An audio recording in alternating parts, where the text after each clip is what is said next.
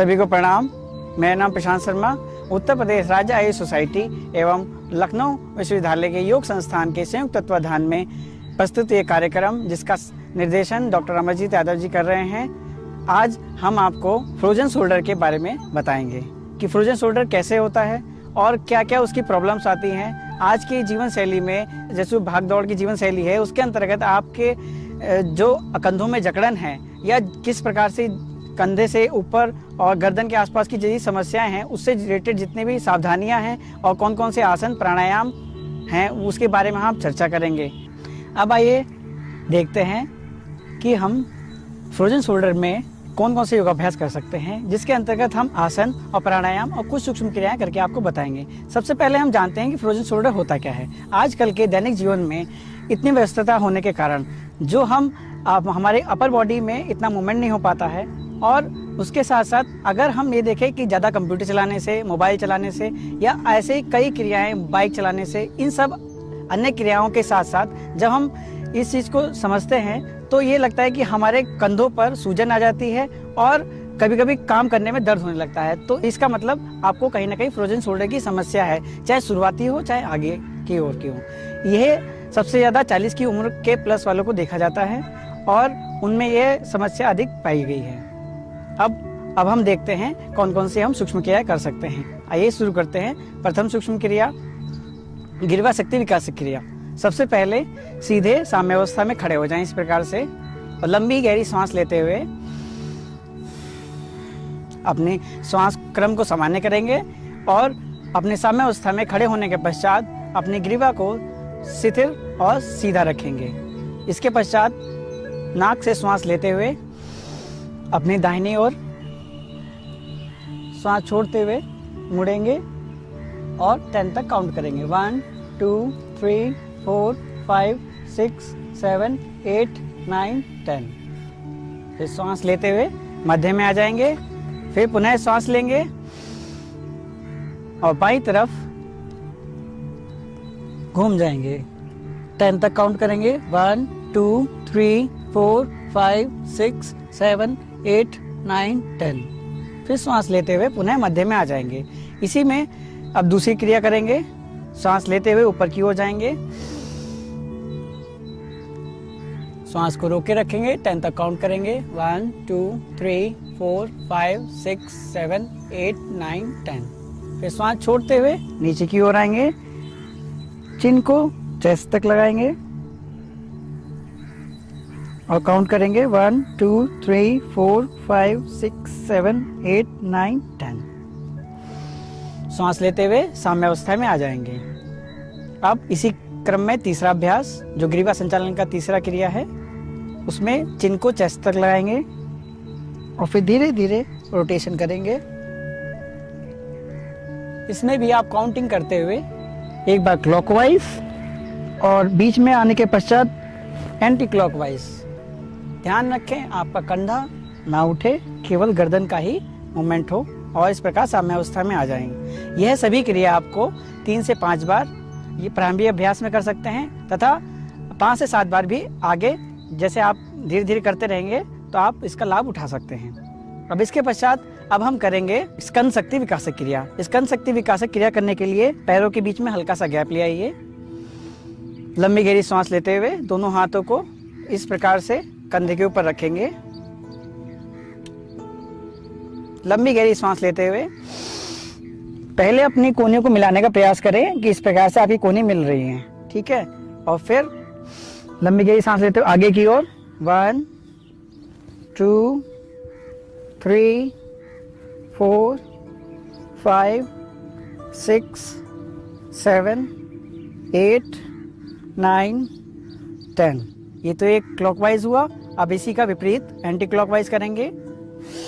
सांस लेते हुए और सांस छोड़ते हुए 2 3 4 5 6 7 8 9 10। अब दोनों हाथों को सीधा करते हुए इस प्रकार से नीचे ले आएंगे। यह तो एक प्रतीकात्मक रूप से हुआ। यह क्रिया आप 3 से 5 बार आराम से अपनी क्षमता अनुसार कर सकते हैं। क्योंकि जिनको भी प्रारंभिक रूप से दर्द है तो सूक्ष्म क्रिया का अभ्यास जरूर करें, ताकि आपके शरीर में और आपके कंधों में रक्त संचार और मांसपेशियों में जो खिंचाव है, खिंचाव होने के साथ साथ जो भी उसमें जकड़न है उसमें आपको आराम मिले। तो अब आइए हम करते हैं आसनों का अभ्यास। सर्वप्रथम हम खड़े होकर किए जाने वाले आसनों का अभ्यास करेंगे। अब हम करेंगे ताड़ासन। ताड़ासन जैसे नाम से ही विदित है, ताड़ यानी कि अपने शरीर को ताड़ के पेड़ के भांति लंबा करना। ठीक है, अब हम आएंगे इसकी विधि में। सबसे पहले दोनों पैरों को और इस प्रकार से साम्यावस्था में खड़े हो जाएंगे। दोनों हाथों को अपने कमर के पास रखते हुए दोनों हाथों को सीधे इस प्रकार से ले जाते हुए दोनों हाथों को मिलाएंगे और हाथों को घुमाते हुए और धीरे धीरे ऊपर ले जाते हुए सांसों को भरते हुए अपनी एड़ियों को उठाएंगे। क्षमता अनुसार सांसों को रोके रखेंगे और 10 तक काउंट करेंगे। 1 2 3 4 5 6 7 8 9 10। अब आसन को मैं वापस आते हुए पहले धीरे से एड़ियों को नीचे लाएंगे और फिर धीरे से अपने हाथों को सर पे लाते हुए और फिर इस प्रकार से आसन को खोल लेंगे। ताड़ासन का अभ्यास से आपकी जो कंधे की मसल है उसमें खिंचाव से आपका जो भी जकड़न है उसमें अत्यधिक आराम मिलेगा और इस खिंचाव के साथ साथ ही उसमें जो रक्त संचार है उसमें अधिक भाव से जो भी व्याधियां हैं वह दूर होती जाएंगी। और इसी के साथ साथ इस क्रिया को आप 3 से 5 बार कर सकते हैं। किसी को पैरों में दिक्कत है तो वो या पंजों में कोई दिक्कत है तो वो एड़िया को ना उठाए, बिना एड़िया उठा के भी वह इस आसन को आसानी से कर सकता है। अब हम करेंगे कटी चक्रासन। कटी चक्रासन करने के लिए पैरों में कुछ लगभग 1 फीट की दूरी बना लेंगे और दोनों हाथों को अपने कंधों के समान दूरी पर ले आएंगे। लंबी गहरी सांस लेंगे और सांस छोड़ते हुए पीछे की ओर ट्विस्ट करेंगे और 10 तक काउंट करेंगे। 1 2 3 4 5 6 7 8 9 10। फिर पुनः सांस लेते हुए वापस आ जाएंगे और फिर पुनः सांस लीजिए और फिर सांस छोड़ते हुए वापस जाइए। 1 2 3 4 5 6 7 8 9 10। पुनः सांस लेते हुए वापस आ जाएं। यह हुआ एक अभ्यास। इसी का आप अभ्यास 3 से 5 बार कर सकते हैं और यह कंधे के साथ साथ अपना पूरी अपर बॉडी को फ्लेक्सिबल बनाता है। रीढ़ की हड्डी से लेकर सभी आपके ऊपरी अंग प्रत्यंगों में अत्यधिक लाभ प्राप्त होता है। जिन व्यक्तियों को पीठ में कोई भी इंजरी हो वह एक सावधानी पूर्वक करें और इसका ध्यान रख के अत्यधिक आप लाभ प्राप्त कर सकते हैं। अब हम करेंगे अर्ध चक्रासन। अर्ध चक्रासन का मतलब आप जब अपने अपर बॉडी को पीछे की ओर ले जाते हैं जिसके माध्यम से आपके पूरी जो कंधे हैं उनमें जितनी भी जकड़न है उसमें आपको अत्यधिक लाभ प्राप्त होता है। आइए देखते हैं इसे कैसे कर सकते हैं। सर्वप्रथम सीधे साम्यावस्था में खड़े हो जाएं। अपने पैरों को लगभग 1 फीट की दूरी पर बनाए रखें। आपके दोनों हाथ आपकी कमर पे रहेंगे इस प्रकार से और धीरे धीरे श्वास लेते हुए पीछे की ओर कमर से ऊपर का भाग आपका ऊपर की ओर जाएगा। सांस को रोक के रखेंगे और 10 तक काउंट करेंगे। 1 2 3 4 5 6 7 8 9 10। श्वास छोड़ते हुए वापस आएंगे और धीरे से अपने हाथों को नीचे रखेंगे और आंखें खोल लेंगे। जिन्हें चक्कर आता है या इस तरह की कोई भी समस्या है तो वह आंखें बंद नहीं करेंगे। दोनों ही प्रकार से आप कर सकते हैं, आंखें खोल के भी और बंद करके भी। इससे आपकी रीढ़ की हड्डी फ्लेक्सिबल और जो आपके कंधों के जोड़ हैं उसमें भी अत्यधिक लाभ प्राप्त होगा। गर्दन में दर्द और कंधों में दर्द दोनों ही समस्याओं में अत्यधिक लाभ प्राप्त होगा। तो आइए अब हम करते हैं बैठकर किए जाने वाले आसन। बैठकर किए जाने वाले आसन में सर्वप्रथम हम करेंगे गौमुख आसन। गौमुख आसन करने के लिए सर्वप्रथम इस प्रकार से सीधे खड़े हो जाएं और धीरे धीरे कागासन में आते हुए बैठ जाएंगे और दोनों हाथों को अपने कमर के पास इस प्रकार रखेंगे।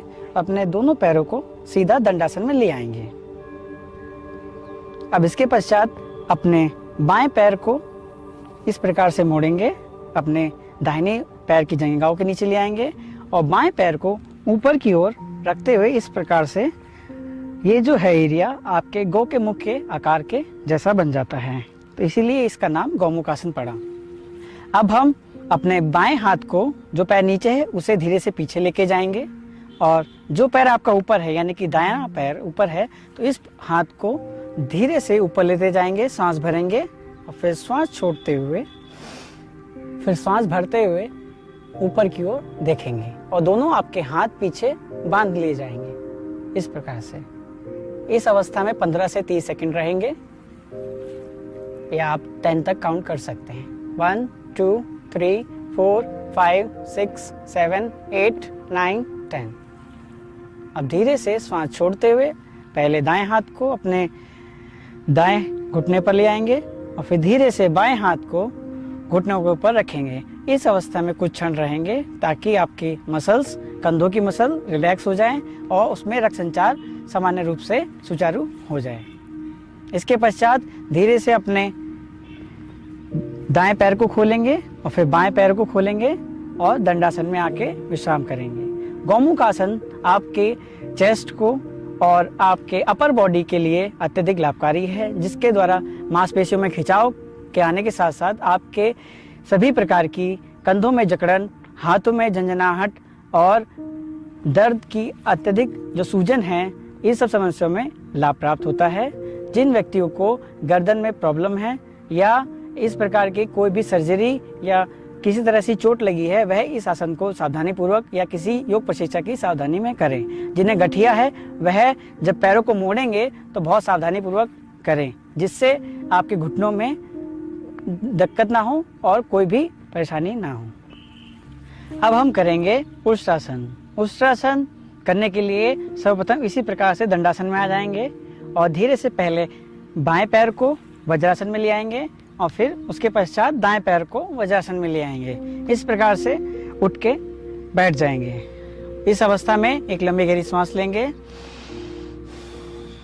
शरीर को साम्य अवस्था में करते हुए अब धीरे से घुटनों के ऊपर खड़े हो जाएंगे और अपने घुटनों को इतनी दूरी रखेंगे कि जितना आपके कंधों की दूरी है, इस बात का ध्यान रखेंगे। और इस प्रकार से सांस लेते हुए पहले बाएं हाथ की हथेली बाएं पंजे पर और दाएं हाथ की हथेली दाएं पंजे पर इस प्रकार से पीछे की ओर सांस भरते हुए जाएंगे। क्षमतानुसार रुकेंगे और 10 तक काउंट करेंगे। 1 2 3 4 5 6 7 8 9 10। फिर सांस छोड़ते हुए धीरे से पहले दाएं हाथ को फिर बाएं हाथ को वापस ले आएंगे। जिन्हें चक्कर आता है वह आँख खोल के कर सकते हैं और धीरे से वज्रासन में आ जाएंगे। उष्ट्रासन जैसा कि नाम से ही विदित है, उष्ट्रासन यानी कि ऊंट के आकार का, जिससे आपके चेस्ट रीजन और कमर के पीछे का भाग, कंधों का भाग में सभी मांसपेशियों में खिंचाव होता है और कंधे की जकड़न में अत्यधिक आराम प्राप्त होता है। अब हम करेंगे उत्तान मंडूक आसन। उत्तान मंडूक आसन करने के लिए सर्वप्रथम दंडासन में इस प्रकार से आ जाएं, फिर धीरे से वज्रासन में आ जाएं। पहले बाएं पैर और फिर दायां पैर, इस प्रकार से आप वज्रासन में आने के पश्चात धीरे से अपने दोनों पैरों को खोल लेंगे इस प्रकार से और धीरे धीरे लंबी गहरी सांस भरते हुए अपने दाएं हाथ को बाएं कंधे पर और बाएं हाथ को दाएं कंधे पर इस प्रकार से ले आएंगे और सांस भरते हुए रोक के रखेंगे। 10 तक काउंट करेंगे। 1 2 3 4 5 6 7 8 9 10। सांस छोड़ते हुए अब धीरे धीरे पहले बाएं हाथ को बाएं घुटने पर और दाएं हाथ को धीरे से दाएं घुटने पर इस प्रकार से रखेंगे। यह हुआ एक अभ्यास। इस प्रकार से आप 3 से 5 बार इस अभ्यास को कर सकते हैं। इस मंडूक आसन के माध्यम से आपके जितने भी मसल्स हैं, यहाँ की ट्राइसेप्स हैं और यहाँ की जितनी भी खिंचाव और सूजन है, उसके अत्यधिक आराम मिलता है, जिसके माध्यम से आपके जैसे इस प्रकार से आप लेके जाते हैं तो एक विपरीत डायरेक्शन हो गया आपके कंधे का। जैसे आप यूजुअल ऐसे काम करते हैं, लेकिन आप जब इस प्रकार से ऊपर ले जाते हैं तो इसका एक विपरीत तरीके से खिंचाव उत्पन्न होगा, जिसके माध्यम से आपकी मसल्स में खिंचाव से या दर्द सूजन में अत्यधिक आराम मिलेगा और आपके ब्लड सर्कुलेशन प्रॉपर होने के साथ साथ आपको कंधे के अकड़न में और सूजन में लाभ प्राप्त होगा। अब हम करेंगे पेट का बल किए जाने वाले आसन। इसमें सर्वप्रथम हम भुजंगासन करेंगे। भुजंगासन करने के लिए सर्वप्रथम दंडासन में आने के पश्चात आप धीरे से वज्रासन में आने के पश्चात धीरे धीरे आप पेट के बल आ जाएंगे। अपने शरीर को शिथिल करेंगे और एक सीधे साम्य अवस्था में ले आएंगे। ठुड्डी जमीन पर लगी रहेगी इस प्रकार से। अब धीरे से पहले बाएं हाथ को अपने कंधे के समान दूरी पर और दाएं हाथ को दाएं कंधे के समान। ये ध्यान रहे कि आपका कंधा और आपके पंजे ये बिल्कुल समान दूरी पर रहें इस प्रकार से। और धीरे से आपके दोनों पैर लगभग मिले हुए रहें। जैसा कि नाम से ही विदित है भुजंग, यानी कि भुजंग सर्प के भांति आपने शरीर को और उठाना है और अपने आप पैरों को मिला के रखना है। अब धीरे से लंबी गहरी सांस भरते हुए ऊपर की ओर जाएंगे। जितना जा सकें आप क्षमता अनुसार ऊपर सांस को रोके रखेंगे। 10 तक काउंट करेंगे मन ही मन में। 1 2 3 4 5 6 7 8 9 10।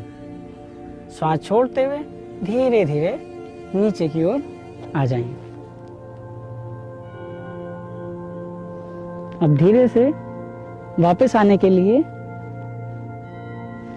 दाएं हाथ को ऊपर करते हुए दाएं करवट लेते हुए उठकर बैठ जाएंगे। भुजंग आसन के माध्यम से जब आप धीरे से ऊपर उठते हैं, आपकी मेरुदंड में लचीलापन और कंधों में जो भी जकड़न है उसमें अत्यधिक लाभ प्राप्त होता है, जिसके माध्यम से आपके पूरे पीठ, गर्दन और कंधों की सूदिंग मसाज होती है, जिससे आप के हाथों में कापकपी और जिस प्रकार से आप किसी चीज को पकड़ने में असमर्थ होते हैं या आपके हाथों की कार्य क्षमता में कमी आ जाती है, उसको भी इस माध्यम से, इस भुजंगासन के माध्यम से आप अपने शक्ति को बढ़ा सकते हैं और हाथों को और कंधों को मजबूती प्रदान करने वाला यह भी आसन है। अब हम करेंगे सर्पासन। सर्पासन जैसा कि नाम से विदित है, सर्प की भांति अपने शरीर को बनाना। इसके लिए सर्वप्रथम हम उसी प्रकार से पेट के बल लेट जाएंगे।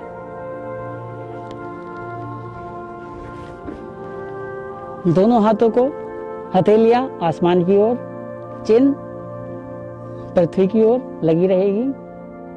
अब दोनों हाथों को पीछे की ओर मिलाएंगे इस प्रकार से और धीरे धीरे श्वास लेते हुए ऊपर की ओर जितना आप ऊपर उठ सकें ऊपर उठ जाएंगे।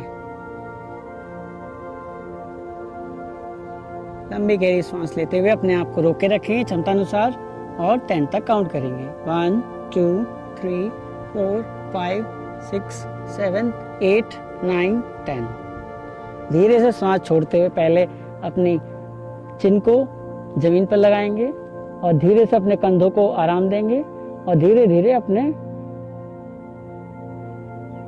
हाथों को अपनी कमर के पास ले आएंगे और धीरे से अपने हाथ को ऊपर ले जाएंगे। बाएं करवट लेते हुए उठ के बैठ जाएंगे। यह हुआ सर्पासन। जब हम सर्पासन में इस प्रकार से पीछे की ओर खींचते हैं तो एक विपरीत दिशा है आपके कंधे की, जैसे आप सामान्य नहीं करते हैं। तो इससे जो भी आपके जोड़ों में जो भी इन्फ्लेमेशन हुई है और जो भी जकड़न है या किसी प्रकार की सूजन है उसमें आराम मिलता है। वह धीरे धीरे रक्त संचार प्रबल होने के साथ साथ उस सूजन भी कम होती है, दर्द भी कम होता है और उसमें सभी तरह से लाभ प्राप्त होता है। अब हम करेंगे मर्कटासन। यह एक प्रकार का पीठ के बल किए जाने वाला आसन है। इसके लिए सर्वप्रथम आप पैरों को इस प्रकार से ले आइए और धीरे धीरे बाईं करवट लेते हुए लेट जाइए इस प्रकार से। एक लंबी गहरी सांस लीजिए और अपने दोनों पैर को इस प्रकार से अपनी एड़ियों को नितंब के पास जितना हो सके उतना ले आइए। पीठ का गर्दन सीधी इस प्रकार से रखेंगे ताकि कहीं भी खिंचाव या किसी भी प्रकार का तनाव उसमें उपस्थित ना हो। अब दोनों हाथों को अपने कंधों की समान पैरेलल रखेंगे इस प्रकार से। अब लंबी गहरी सांस लेते हुए पहले दाईं ओर अपने पैरों को इस प्रकार से घुमाएंगे ताकि आपका घुटना और आपका बायां तलवा दाएं पैर से मिला रहे। और आपकी अपर बॉडी अपोजिट साइड जाए। अब 10 तक काउंट करेंगे। 1 2 3 4 5 6 7 8 9 10। श्वास भरते हुए इसी प्रक्रिया को दूसरी तरफ से करेंगे। 1 2 3 4 5 6 7 8 9 10। अब धीरे से साम्य अवस्था में आते हुए दोनों पैरों को सीधा कर लेंगे। अब धीरे से बाईं करवट लेते हुए उठ के बैठ जाएंगे। यह तो हुआ प्रारंभिक अभ्यास, एक क्रम। इस क्रम को आप 3 से 5 बार करना है आपको, और जितना आपकी क्षमता है उसी के अनुसार इसको करेंगे, क्योंकि जिसको सciatica या किसी भी प्रकार की पीछे पीठ की कमर की दर्द है या किसी को गठिया है तो वह सावधानी पूर्वक इसको किसी योग प्रशिक्षक के सानिध्य में रहकर करेंगे। जब आप इस प्रकार से ट्विस्ट करते हैं तो कंधों में और आपके पीठ में एक लचीलापन आता है, जिससे आपकी सभी प्रकार की मसल और यहाँ पे उपस्थित कोई भी जकड़न या सूजन में धीरे धीरे कमी आती है, जिससे रक्त संचार प्रारंभ रूप से अच्छे से प्रॉपर होने लगता है और फिर यहाँ की आपकी सभी समस्याओं का धीरे धीरे निवारण होने लगता है। अब हम करेंगे सेतुबंध आसन, पीठ के बल लेट के करने वाले का दूसरा आसन है। इसके लिए हम दंडासन में पहले आ जाएं और फिर धीरे से बाईं साइड लेटते हुए इस प्रकार से लेट जाएं। लेटने के पश्चात दोनों पैर को, पहले दाएं पैर को फिर बाएं पैर को इस प्रकार से मिलाएंगे और अपने दोनों हाथ को अपने दोनों एड़ियों के पास जितना भी आप पकड़ सके, यहाँ पे भी और यहाँ पे भी। अगर आप नहीं भी पकड़ पा रहे हैं तो केवल आप एड़ियों के पास हाथ इस प्रकार से रख के भी आप इस आसन का अभ्यास कर सकते हैं। अब धीरे धीरे श्वास लेते हुए अपने मिडल पार्ट को, बॉडी के कमर के भाग को ऊपर उठाएंगे। सांस लेते हुए ऊपर ले जाएंगे और 10 तक काउंट करेंगे। 1 2 3 4 5 6 7 8 9 10। अब धीरे से सांस छोड़ते हुए नीचे आएंगे, दोनों हाथों को थोड़ा सा अलग करेंगे। अब धीरे से पहले दाएं पैर को और बाएं पैर को सीधे करेंगे और लंबी गहरी सांस लेते हुए अपने शरीर को शांत और सहज करेंगे। अब धीरे से बायां हाथ को उठाते हुए और बाईं करवट लेते हुए उठ के बैठ जाएंगे। सेतुबंध आसन हमारी पीठ के लिए, कमर के लिए और हमारे कंधों के दर्द के लिए, जोड़ों के लिए अत्यंत लाभकारी आसन में से एक है, जिसके माध्यम से आपके जिस प्रकार से हम पीठ के बल लेटने के पश्चात जब हम अपना कमर ऊपर उठाते हैं तो सारा भाग जो कमर का है वो ऊपर उठ जाता है और धीरे धीरे ब्लड सर्कुलेशन कंधे की ओर आने लगता है, जिसके माध्यम से जितनी भी व्याधियां हैं या विषाक्त पदार्थ हैं वो धीरे धीरे वहां से हट जाते हैं। सूजन में कमी और दर्द में कमी आने लगती है, जिसके द्वारा आपके सभी कंधों से संबंधित और गर्दन संबंधित व्याधियां दूर होती हैं। लेकिन इस बात का ध्यान रखें, जिनको सर्वाइकल प्रॉब्लम है वह इसका अभ्यास ना करें। अब हम करेंगे शवासन।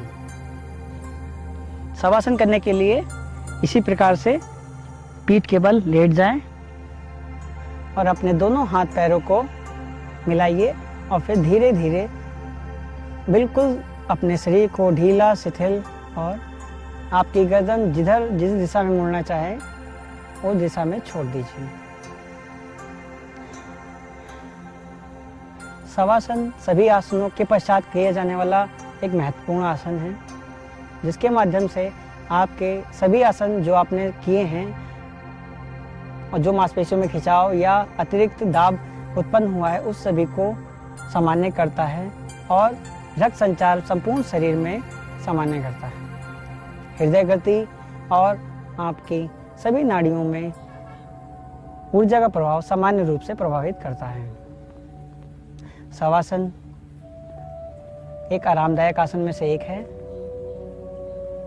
आप इसे अपनी आरामदायक स्थिति और समय के अनुसार अधिक से अधिक 3 से 5 मिनट कर सकते हैं।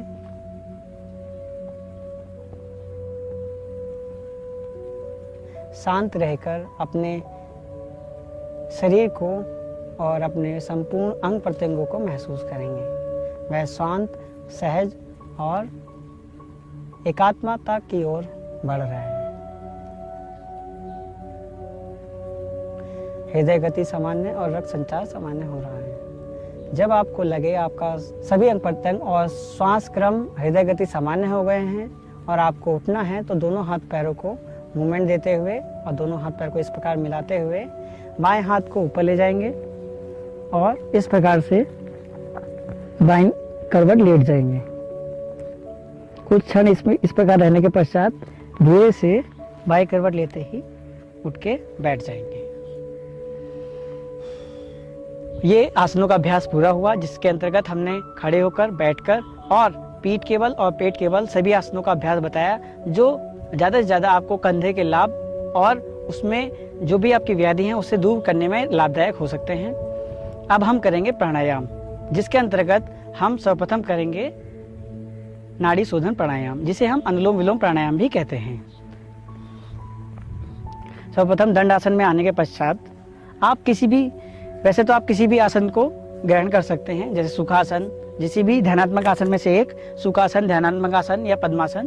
परंतु अगर आप पद्मासन लगाने में सक्षम हैं तो इसके अत्यधिक लाभ आपको अधिक प्राप्त हो सकते हैं। अब हम करेंगे अनुलोम विलोम प्राणायाम। सर्वप्रथम एक हाथ आपका यानी कि बायां हाथ या जो भी आपकी नाड़ी यानी कि सूर्य नाड़ी और चंद्र नाड़ी, इनमें से जो आपकी नाड़ी चल रही हो उस पर ध्यान देते हुए, जैसे मेरी सूर्य नाड़ी चल रही है तो मैं इसी पे पहले सांस लेकर फिर सांस लूंगा, फिर चंद्र नाड़ी से छोड़ के फिर सूर्य नाड़ी से छोड़ूंगा।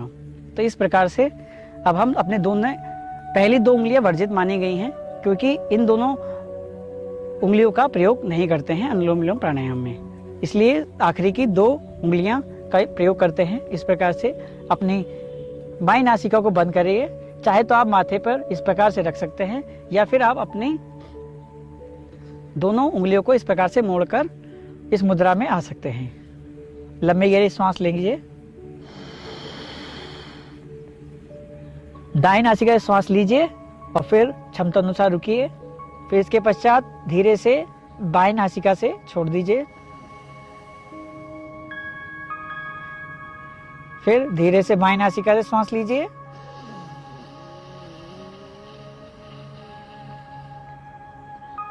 शब्दानुसार कुंभक करिए और फिर धीरे से दाईं नासिका से श्वास छोड़ दीजिए।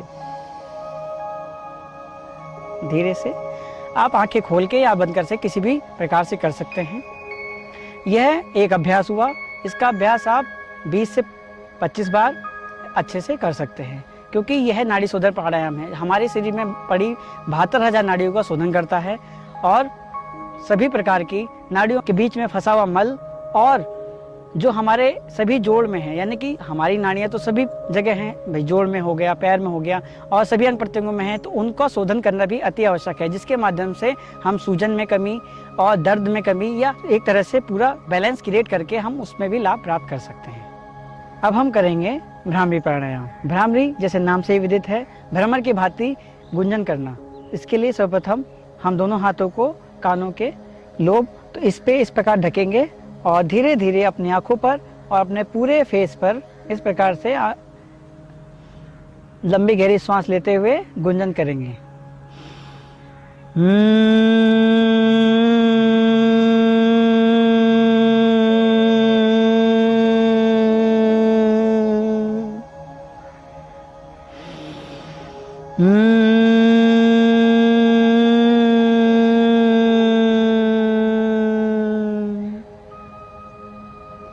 अब धीरे से अपने आप कानों को नहीं खोलेंगे। सर्वप्रथम धीरे से अपनी पहली उंगली, फिर दूसरी उंगली, फिर तीसरी उंगली इस प्रकार से लाते हुए और अपना श्वास क्रम सामान्य करते हुए धीरे धीरे अपने कानों को अपने अंगूठों से धीरे धीरे हटाएंगे और धीरे से आँख खोलेंगे और जो आपके मस्तिष्क में और आपके अंग प्रत्यंगों में वाइब्रेशन हुई है उसको महसूस करेंगे, जिसके माध्यम से आपके संपूर्ण मस्तिष्क में और अपर रीजन में प्राण शक्ति का प्रादुर्भाव होगा। अब हम करेंगे ध्यान का अभ्यास।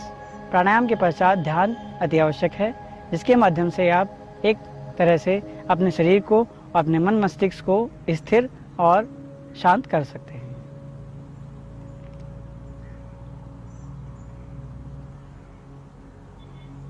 आंखें बंद रहेंगी और श्वास क्रम सामान्य रहेगा। बंद आंखों से अपने श्वासों को आते जाते देखेंगे।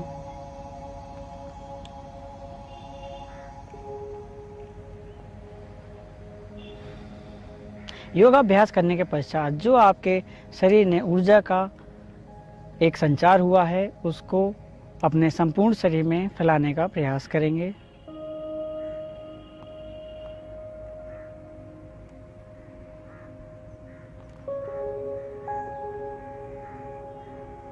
ध्यान का अभ्यास आप 3 से 5 मिनट या अपने समय और क्षमता अनुसार इसे अधिक भी बढ़ा सकते हैं। आप इसका अभ्यास सुखासन, पद्मासन या किसी भी सुखात्मक आसन में बैठकर कर सकते हैं, जिसमें आपको सुविधा हो। आंखें बंद ही रहेंगी, हाथ ज्ञान मुद्रा में रहेंगे, क्योंकि आपके संपूर्ण शरीर को और मसल्स को एक शांत, सहज रूप और शिथिलता की अत्यंत आवश्यकता होती है, जिसके माध्यम से आप अपने दर्द में और किसी भी तरह के खिंचाव में लाभ प्राप्त कर सकते हैं। ध्यान, प्राणायाम, आसन सभी के माध्यम से आप अपने संपूर्ण शरीर को अत्यधिक लाभ प्राप्त कर सकते हैं और कंधों से, गर्दन से और पीठ से संबंधित सभी व्याधियों में आप लाभ प्राप्त कर सकते हैं। अब धीरे धीरे ज्ञान मुद्रा को खोलते हुए अपने दोनों हाथों को रब करेंगे और धीरे धीरे रब करते हुए इतना करें ताकि आपके हाथों में ऊर्जा का संचार हो जाए, और इसको अपने आँखों पर, अपने चेहरे पर इस प्रकार से ऊर्जा को महसूस करेंगे और धीरे से गर्दन को नीचे करते हुए आंखें धीरे धीरे खोलेंगे। तो ये साथियों सभी आसन, प्राणायाम और ध्यान के साथ साथ आपके फ्रोजन शोल्डर के साथ साथ जितनी भी व्याधियां हैं कमर, पीठ से संबंधित, उसमें भी अत्यधिक लाभ प्राप्त करता है।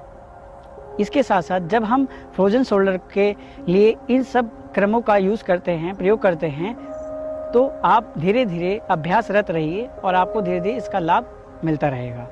और आयुष विभाग उत्तर प्रदेश की आयुष कवच ऐप को डाउनलोड करिए और फेसबुक पेज को लाइक करिए और यूट्यूब पर जाकर लाइक और सब्सक्राइब भी करिए। धन्यवाद।